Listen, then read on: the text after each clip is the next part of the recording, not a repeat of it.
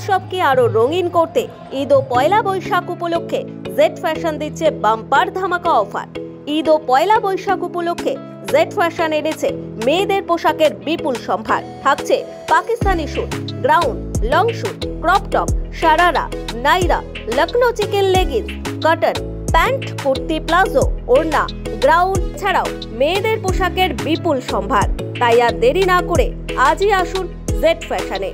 আমাদের ঠিকানা Joykali market, Deshbandhu road, Rampurhat.